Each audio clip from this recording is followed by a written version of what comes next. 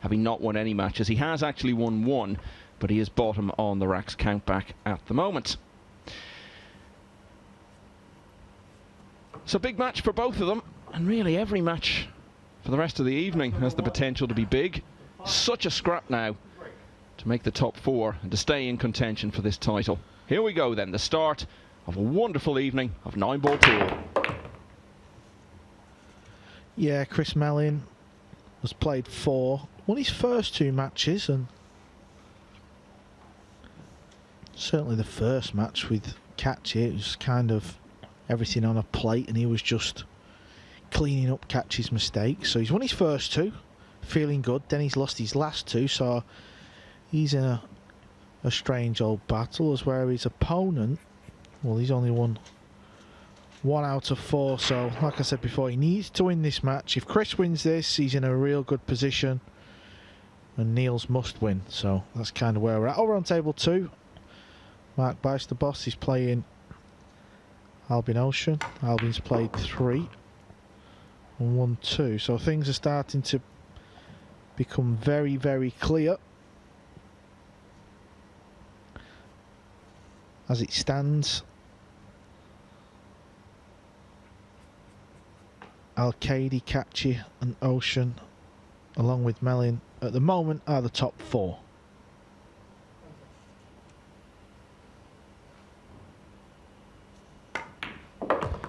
Feijen's play in the afternoon session was typical of what he's really been like throughout this tournament. Played some very good stuff at times, but just punctuated it all with some really bad misses and some big mistakes. Yeah, and he actually won his first match, so he's on a 3-match losing streak. He played his buddy in the opening round, and he played pretty good in that match, so he'd have thought, I'm off to a good start. But so much experience, been around, well, he's been around as long as my co-commentator, and he knows what he's got to do. Who, me or Niels?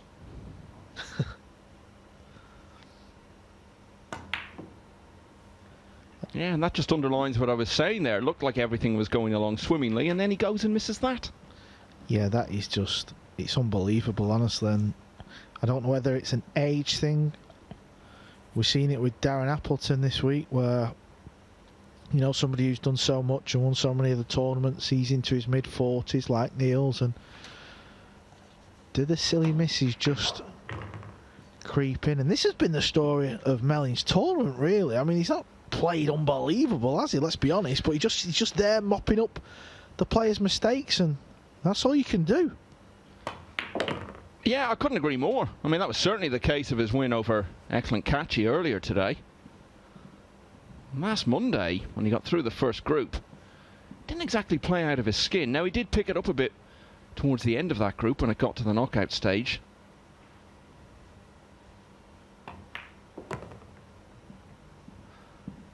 Anyone watching in the UK might be familiar with the top snooker players. He reminds me a lot of Mark Williams, who obviously is a very talented player, but one of his big strengths is winning frames, which might sound like a strange thing to say because it's pretty basic, but I mean in the sense of exactly what Melling does. He sort of picks off opponents' errors and pounces on them. They see the little extension, so he's kept that on his cue. And it's the first rack to Chris the Shotmaker Melling. Well, if anyone asked you how have Niels Feijen and Chris Melling been playing, how have they been proceeding so far in this tournament, I think you just show them that rack. Because as we said, it's been typical of the week for both of them. Melling, of course, only played in one group before this. He's been waiting for almost a week now to get back on the table. Didn't even practice a huge amount, or so he says anyway, Carl.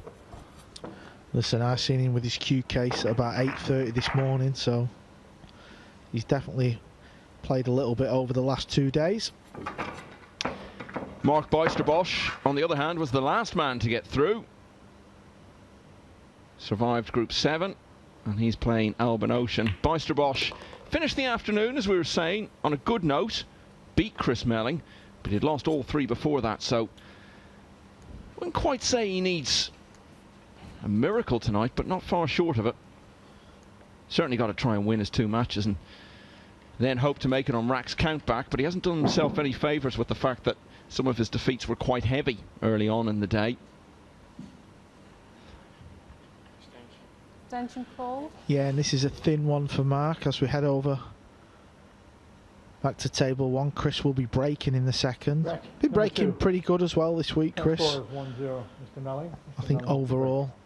Although actually on his previous match on, he was sending a cue ball near the left centre, but that's a lot better, that break. Controls the cue ball and, well, he's no shot. You have to say he's had absolutely no joy today from the break. You need a bit of luck. Okay, you got to hit the break well, but fortune's got to be on your side, and it hasn't been throughout the day in that sense. No, and I'll tell you what I have spotted. David Alcage got the breakdown to an absolute tee. He's teeing the one ball up, pretty much where Chris has got the one ball now, but he's controlling the cue ball, and he's getting quite a few shots at that. So there is a technique to the break.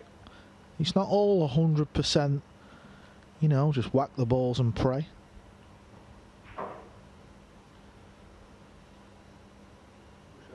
Push. I mean, Michael, I know there's been a lot of pool, you know, match after match after match, but I think out of all the pool I've watched in all the tournaments, the amount of easy balls I've seen missed this week probably tops all the other events. And why is that? Any reason? Yeah, maybe it's just, you know, they've been out the game and they've not been competing. Maybe it's just not giving the shot enough respect. I don't know, but I mean, just so many easy balls. I mean, certain shots, as someone who's played the game, I sort of understand what might be missable and what's not, but just constant easy ball after, like Niels' 4-ball in the first rack. It's just, he's done the hard work, and you're thinking, well, this can't go wrong, and of course it does. So I think you hit the nail on the head there, actually, with your first suggestion. Just been out of the game so long. They're not used to playing under television lights over the last year, except for those who were involved in the Moscone in December. Yeah, and I think obviously there's a lot of European players, you know, in this event, and you know, if they can win this event, that will stake their claim for certainly for a look come the end of the year. It's not going to do you any harm, put it that way. Yeah, you've been playing your cards close to your chest on whether or not you're going to be vice-captain again, but if you are, you've certainly learned a lot about all the potential players this week, certainly a lot of them. Some members of the team not here. Jason Shaw of Scotland didn't travel from the States. Joshua Filler was supposed to travel, but then had the COVID test go against him.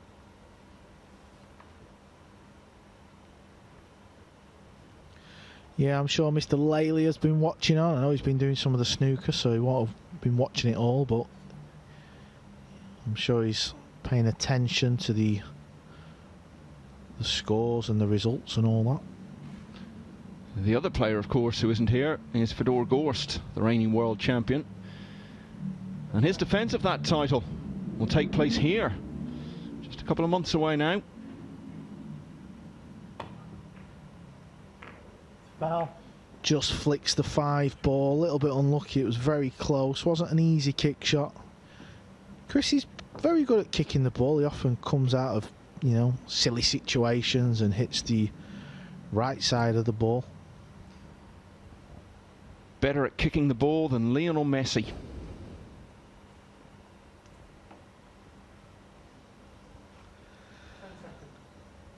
Well, it's been a little bit messy so far, but Niels has got this combo, and it's pretty easy, and it's there. So there we go. Niels Feijen quite abruptly takes the second rack, and they're all square at one apiece.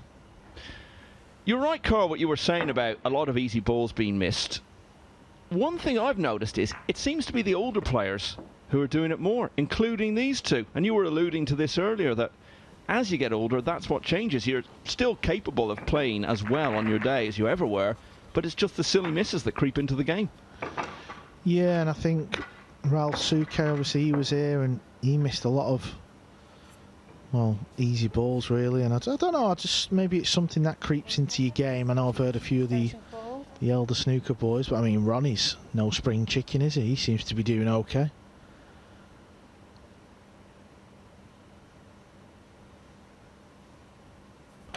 So this is table 2. Mark, I mean, he's still in there, isn't he? I mean, it's going to unfold if he can get a win here. He's on 2 wins out of 5, so... Yeah, I mean, he had to win that match against Chris Melling earlier, and he got the job done.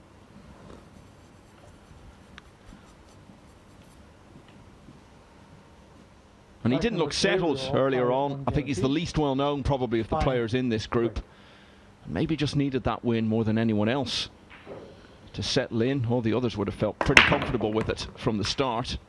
1-1 then. Feijen gets us underway in the third.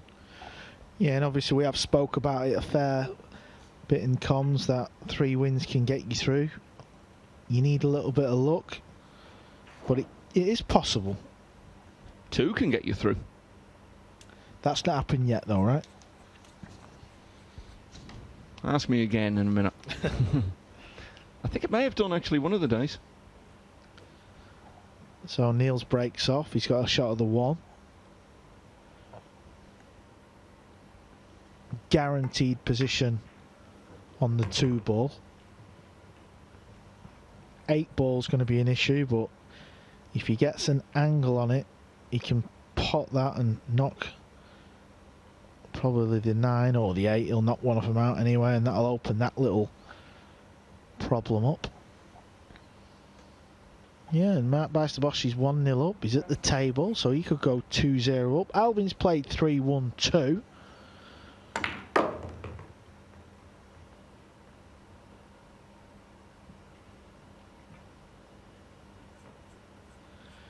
This group format, it's amazing what it throws up at you. Catchy comes out in the morning 5 minutes late, loses his first match, so you're thinking, well, he's not going to have a good day. Then he wins his last 3.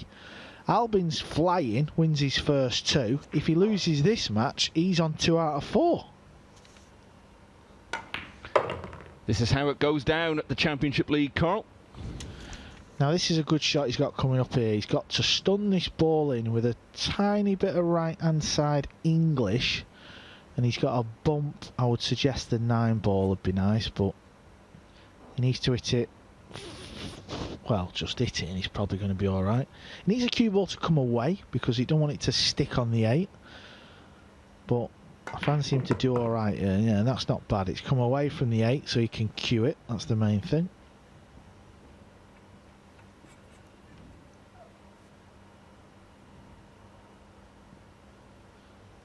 And when you have missed a few balls, the next shot coming up on the 7 is where it can go a little bit wrong, because he couldn't get close to his work.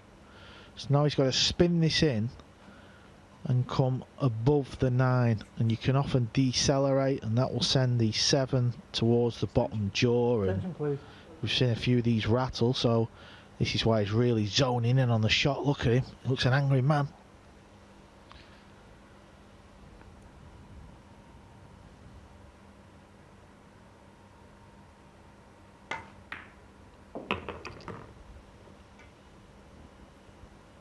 And he timed that lovely. You could see the way the 7 went down the rail, super smooth. Cue ball didn't fly around the table. I just checked that there, Carl. You were right. It hasn't actually happened. I had a feeling someone had maybe got through with 2. But every day the player in 4th place has won 3 matches. Niels Feijen has only won 1 so far. And he's only got 2 left to play, including this one. But he's going well. He leads Chris Melling 2-1. We'll be back in a moment.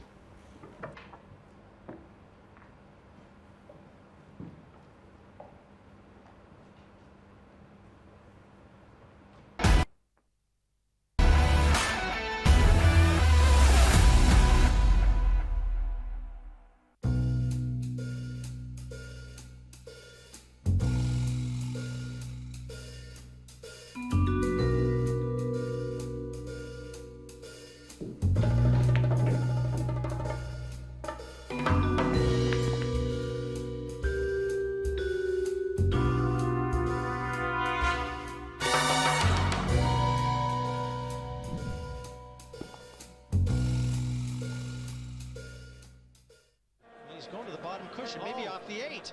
Oh, trick shot by Woodward. What a shot by Evolution. One thing's guaranteed, that shot will appear on plenty of highlight reels. Whoa, did he split the wicket? What a beautiful shot that was. What a beautiful execution. Look at this. Oh my gosh. Sometimes it's best if you get up to the table and just hit the ball.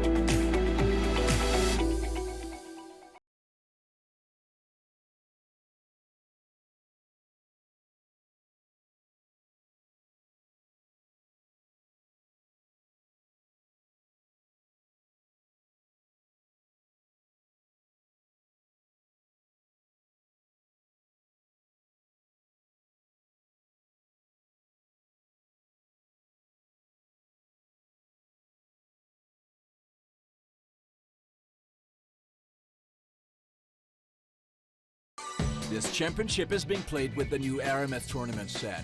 Featuring a unique molecular structure, it guarantees razor-sharp precision and unsurpassed longevity. Unquestionably the best pool balls in the world, this set is available in a TV and a value pack version, as well as in the new My Aramith range of ball and cue cases. Now you can bring and play with the best ball set everywhere you go. My Aramith, bringing new dimensions to your billiards experience.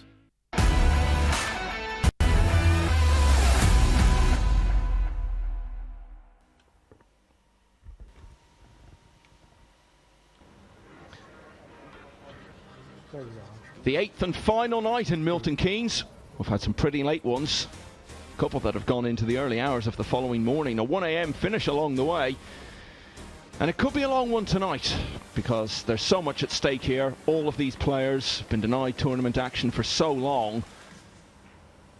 Pretty much a year out of the game, with 1 or 2 exceptions along the way in terms of playing in big arenas, on TV. And it would mean so much to any of these players to be lifting that trophy that we saw in shot a moment ago at the end of the night. So it might get a bit twitchy later on. Niels Feijen's been a bit twitchy all day, all week even, but he's still involved and he's still got a chance leading 2-1 here against Chris Melling. I like that trophy, Carl. What do you think?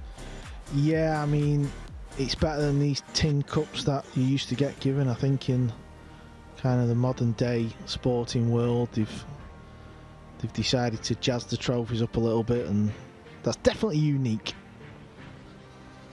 Yeah, and with the logo on top, it really jumps out at you, doesn't it?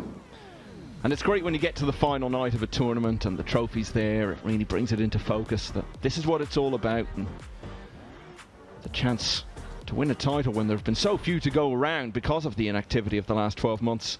Rack number 4 is something these players don't want to let go of lightly. Mark Bijsterbosch perhaps closing in on a 3-0 lead over Alban Ocean on the other table. He's 4 balls away from it. Chris Melling breaks on this table. That's a better break, deserves a shot, and the 6 is just going to knock the cue ball. That will help because he had no shot whatsoever. Well, if that has given him a pot on the 1, I think he deserves the look, because as I was saying, he hasn't had any on the breaks all day. But far from easy to get to the 2 from there. Yeah, it does look like he can cut it in, but again, it's that overhead camera what's fooled me all week.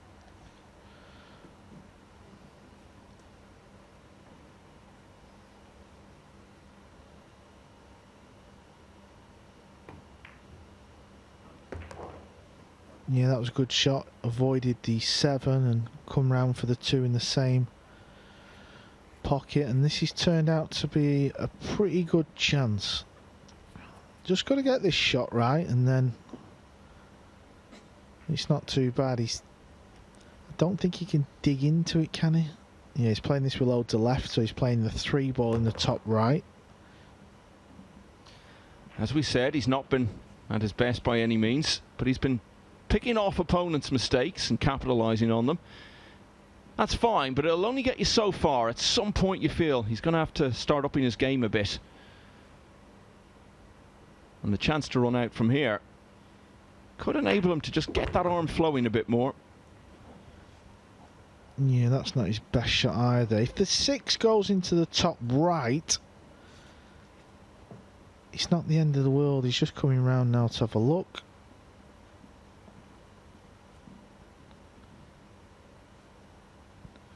If it does, he'll just stun into the middle of the table. That'll make the pot a lot easier. This is where he's dangerous on this type of shot. Doesn't really miss many pots. Now he's shaking his head, so I presume he's not on this ball, because if he was on it, well, he wouldn't be shaking his head. Puffing out the cheeks as well. He's battling, but he's battling well. Attention, please. Yeah, I think because he potted the 4 a little bit thick, if it had potted the 4 off the rail, well, the cue ball would have come over another couple of inches. So, is it time for the shot maker to go for the bank? I think it is. He's going for the bank in the bottom right pocket and drawing the cue ball out of the way. And he's hit the point. He actually nearly scratched. So he didn't dig into it, and he needs this to hold up. Yeah, there's a possible cross bank. Depends how much angle Niels has got. Yeah, that's what I mean. He's been battling away, Melling. Fighting the good fight. Not afraid to push the boat out in shots like that. No, which, to be fair, I kind of do agree with. I think, you know, if you're going to come into a tournament like this, you may as well push the boat out and go for your shots. That's why the pockets are a little bit more forgiving on an American table, so you can play these fancy shots, and that is his style of game. That's his strength. So Niels isn't going for the bank, and he needs to sneak behind this 7, and it's a poor shot again from Niels.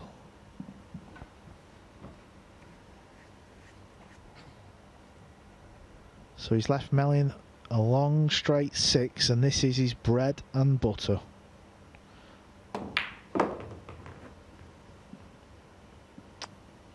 And again, this just typifies his day. He didn't make the run out when it looked as though he might. As we say, went for his shot, attempting the bank. And in the end, his opponent has made a mistake, and he's feeding off it. Yeah, he's landed low on the 8, so the cue ball will be travelling around the table. This can often go wrong. But he's played a nice shot there, stunned it off the top rail, the side rail, down for the 9 in the corner. Nice shot, and this 9 ball. Lost the last 2 racks, but he's won this one. Chris Melling back on level terms with Niels Feijen at 2 racks apiece. Now, Carl, the Duchess has been in touch. Alison Fisher sent a text earlier, and she's picking Albin Ocean tonight. Oh, she's picking Albin. That's well, I mean, that's a good pick, but he's got his own little battles going on over on table 2, Alison, at the minute. I'm sure you're watching or practicing, because he'll be in the World Cup of Pool in May, playing alongside Kelly Fisher, the 9th through to the 14th. Yeah, Albin's day was going all right until Alison started bigging him up. He's 3-0 down here. Played very well for much of the afternoon. This is Ocean's 48th match of the tournament.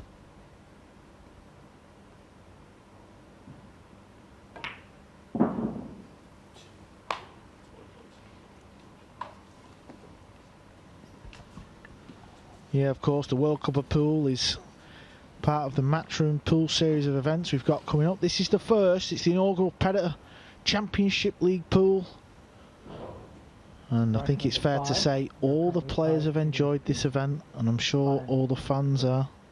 Back to table 1, Niels Feijen breaking his 2 racks all.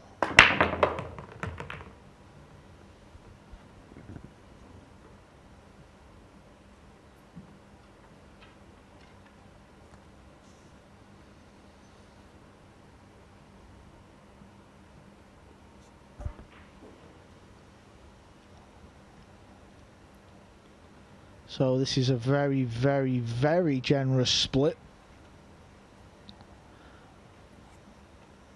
After potting the 1 ball, can't fail to get on the 2.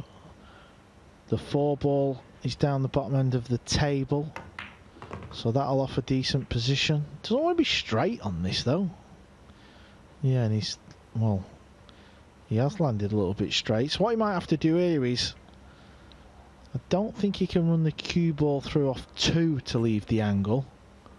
So yeah, where he is now, he can leave an angle where he tops the 4 ball in and plays it with a bit of right spin to come off the side rail just before the middle.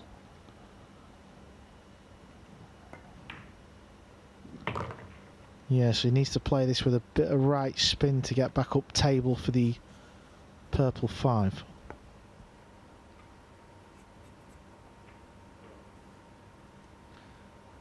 Firmly established by now as one of the greats of the game. And he's entered the sort of elder statesman territory at this stage. 44 years of age now.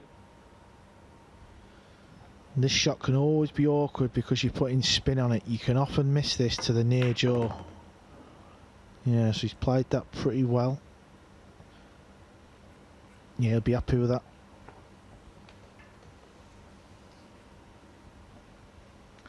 As I said, Chris Melling won his first 2 matches of the day.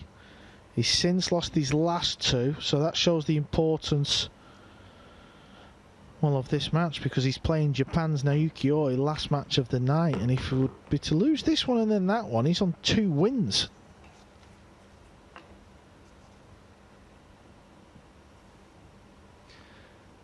Yeah, and what's really significant is the 2 matches Melling has lost were 5-0 and 5-2. So he's struggling in the Racks 1 category.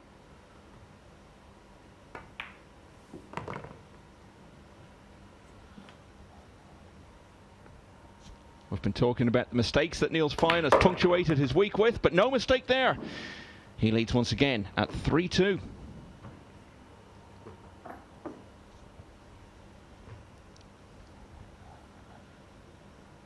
Over on table 2, his World Cup of Pool partner, Mark Beisterboss.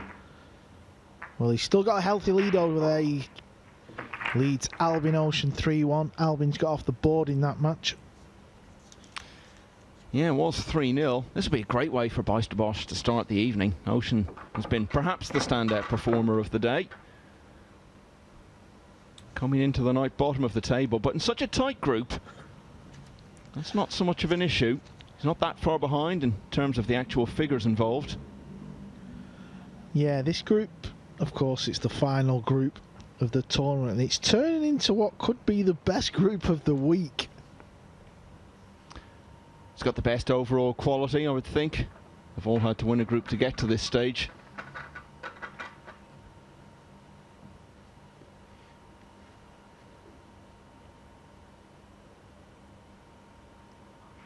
And there's definitely a different feel again today. Yesterday we said the dynamic had changed because it was the last chance and anyone who didn't win the group was going home. But today I'm just noticing a bit more tension around the place. People are being a bit quieter, keeping to themselves a bit more. It's all business now. For most of the week it was just about staying in it, getting used to competition again. But now when there's a trophy sitting there in the arena to be won, it's all changed. Well, we talk about the shot clock. I think somebody needs to put John Lehman on the shot clock. What's he doing? Yeah, I mean, this is the problem the refs have had all week, though, because some of the players have been complaining about them taking too long to rack the balls, and then the players have also been complaining that they've not been racked correctly, and they're not reacting the way they expect. So the referees, to be fair, have been put in a bit of a difficult spot by that. I do agree, though, it is unusual how long it's taking. Well, somebody needs to go and have a word and give him a warning. Break number 6. Current score is 3-2, Mr. Feijen. Mr. Melling to break. So, John Lehman's finished racking the balls, and Chris Melling gets the 6th rack underway. That's a better break. You can see the cue ball stopping dead, and, well, he's having a small little whinge up, but it's not the end of the world, because where the 2 ball is, he can play a thin snip into the top left. And as long as he can miss the 5, well, he's half a chance. He's such a good shot maker, of course. The slumped shoulders and the hands by the side have almost become a part of Melling's break-off routine now, because we see it pretty much every time he hits the cue ball at the start of a rack. Yeah, and this is by no means easy. Often you see the players overcut the ball, and, well, he's had a lovely roll here. He's flicked the 2, and the cue ball's come over and sat right behind the 6. I think we'll see Niels. Well, he could kick this. He's gone for the jump cue, but I don't really know what shot he's trying to play. He could actually kick above the right middle with a bit of side and try and pot the one, but I can only think he's trying to play the cue ball into the red ball to just create some distance, send the 1 ball down the table. Mark Bijsterbosch has zipped through the 5th rack on the other table. He leads Albin Ocean 4-1. Now that's a surprise.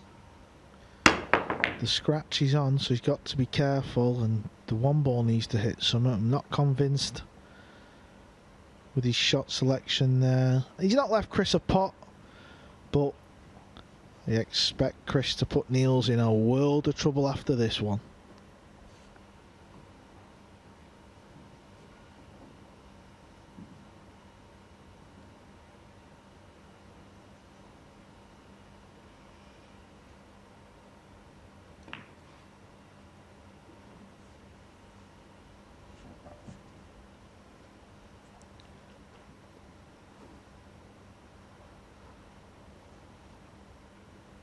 Yeah, he got the full ball hook there, so Niels is going off the right rail. You would expect him to hit this ball, and, well, this is where you need a little bit of luck. A full hit, things can happen. Needs a little bit of luck. And he's had none whatsoever. Yeah, I mean, the way he was kicking it, it was hard to see how he could get away with that shot.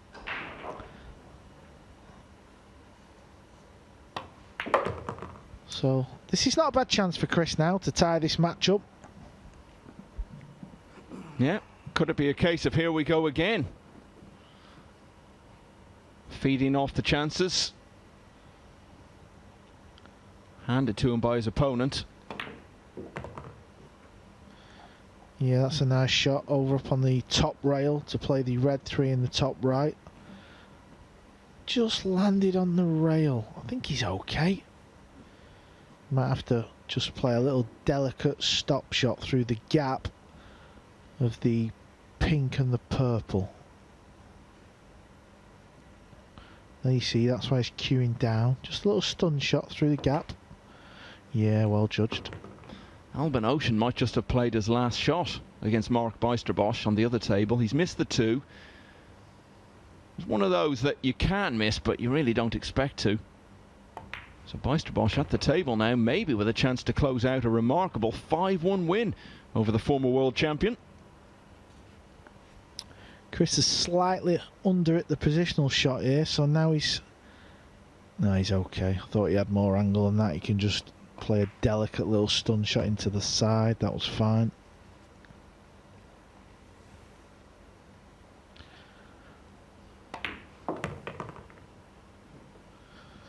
So this is a nice reply from Chris.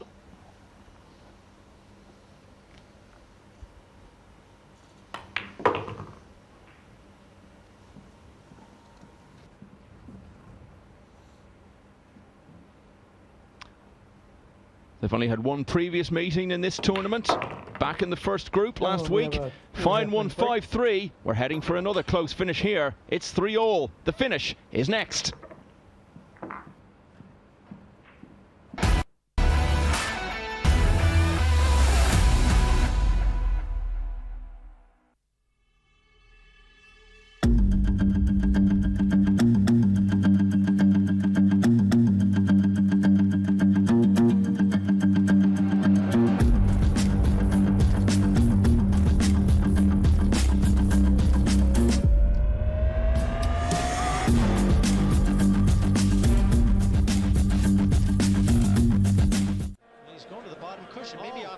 8.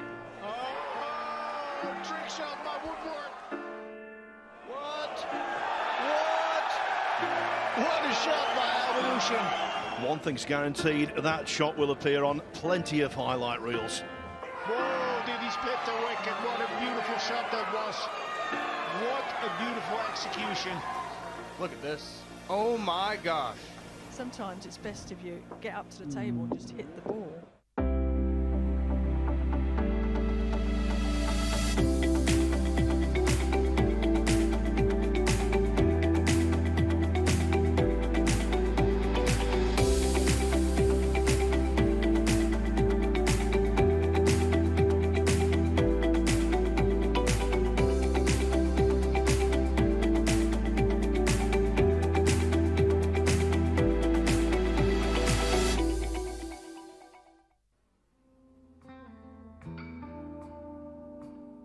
Sporting events should not be held until there are no new cases. Well, that's right up there with me. No crowd, but who needs them? Just in terms of pure potting ability, he's just one of the best we've ever seen. Oh my word.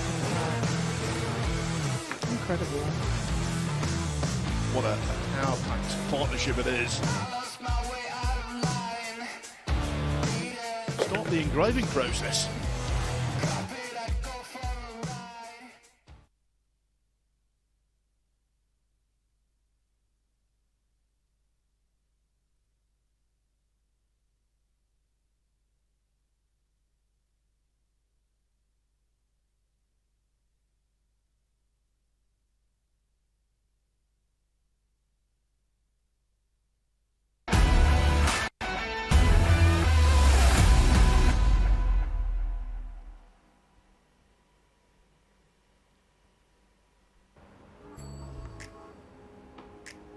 An eventful start to the final night of the Predator Championship League here in Milton Keynes. Albin Ocean perhaps in danger of going down to his second consecutive defeat because he trails Mark Bijsterbosch by 4 racks to 2 on the other table. And here we're heading for a really close finish in what is a crucial match in the campaigns of both of these players. Niels Feijen and Chris Melling level at 3-all. The Dutchman has the break in rack 7.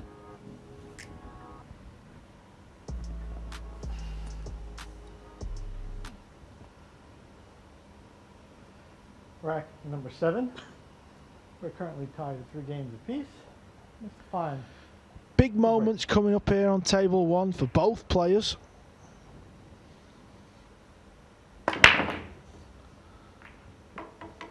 Well, it's a dry break, but I mean, Niels is not happy, but he's got a consolation prize of Chris has not got an open shot of the 1, so you know, it's a little bit fortunate to say the least. Could have been worse. I think it's catching. Feijen's reaction to that break was very similar to what we've seen from Melling all night. Yeah, and it's not the easiest of push outs, so even though Chris is at the table, it's kind of a catch-22. So he's going to tie the 3 ball up a bit more and just leave the cue ball on the rail. Fine. It's a brave shot, because if there's a little bit of an angle, Niels will be tempted. Kind of like the shot he's played, to be fair. He's tempting his opponent into a shot that he fancies. Is he going to play it or pass it back? Well, he's passed it back. If there's a small angle here, you're going to see Chris Melling try and fire this in and spin 2 rails all the way back down. I can see why Niels has passed it back, because it's probably not Niels' strongest point, but Chris is pretty good at this type of stuff, so it was a clever push out.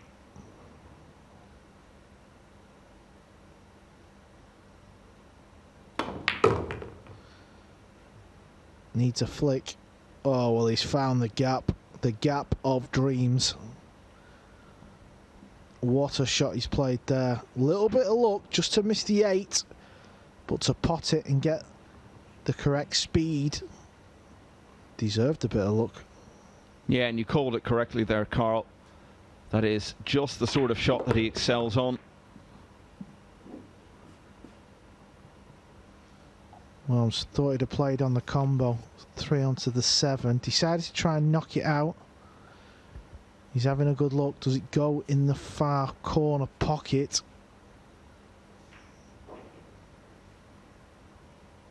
And that's what he's playing, so it must go. It'll go off the right jaw if it does go in. And he's hit the 5. Well, he's got to be delighted with the way these balls have come out. He's tied the 4 up and the 3's gone safe. Niels has got a good chance of a good safety here though. He can get the cue ball up towards the 6.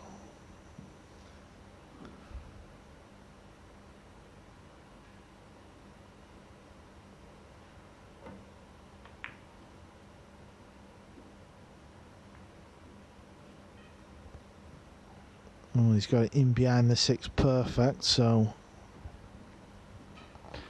Big news from the other table, perhaps the surprise result of the day, because Mark Bijsterbosch has beaten Albin Ocean by 5 racks to 2. Now, Ocean was cruising along earlier, but he's lost 2 in a row now, and he looked like he was flying through to the semi-finals. Bijsterbosch looked to be almost out of the running, and now they're on the same number of matches won, and Bijsterbosch is only 1 behind Ocean in the racks won category, albeit he's only got 1 left to play. Ocean's got 2.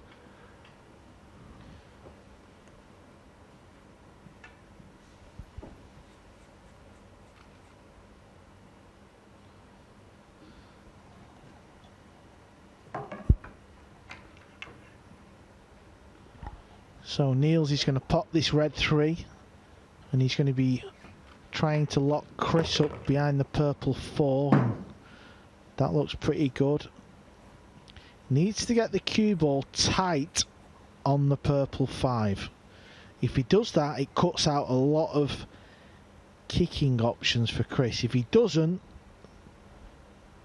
well, that means he'll be able to use the side rail. So it needs to sit on top of it. It's good stuff, this, isn't it? We've enjoyed the wonderful individual performances, the break and runs throughout the week. But what we're seeing here is 2 elder statesmen of the game, bringing all their years of experience to bear. Yeah, you see how the cue ball's tight on the purple 5. If it wasn't, he could go across to the side rail. Now, not often you see a deliberate, but I think players need to start playing that a little bit more when the kick shot's just too hard. So now at least he's told Niels, well, good luck to you, pal. Enjoy.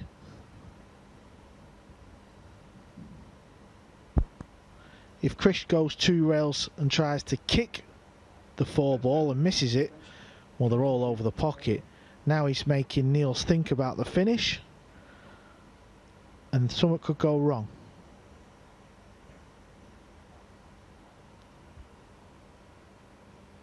We talked earlier about the psychology of the push-out. It's similar with the psychology of the deliberate foul.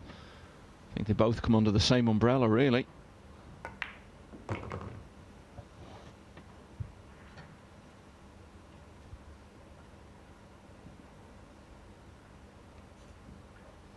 It's funny, you wouldn't normally say this when there's no crowd, but you really can feel the tension just being ratcheted up this evening, as we've got closer to the finish of this tournament over the last couple of days. So it just felt a little more tense. And both of these players know how important this is. And it was important for Feijen to get a better outcome to that shot than he has. Yeah, the cue ball's gone near the rail, so he can only really drop this in now. And I think he's going to try and leave the cue ball for a cross bank.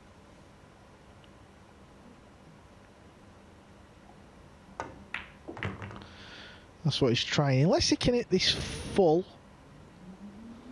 No, he's got to play the cross bank here. This is what he's probably had in mind, the full rack, and both players have probably already spotted this is the type of shot what might come up. So Chris decided to tie the 9 and the 7 up, and this is the situation we're left with. It's a cross bank to get on the hill.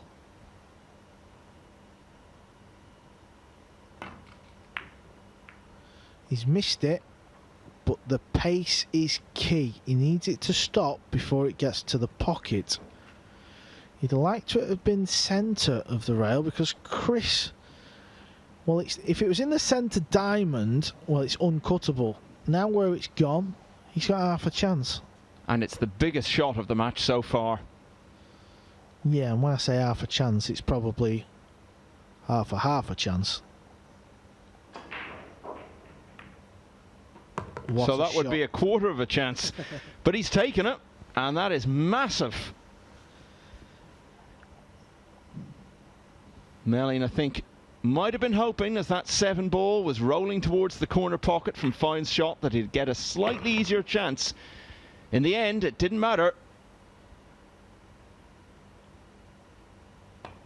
Huge rack that. Chris Melling has won it. He's on the hill. He leads Niels Feijen 4-3, and he's got the break in rack 8.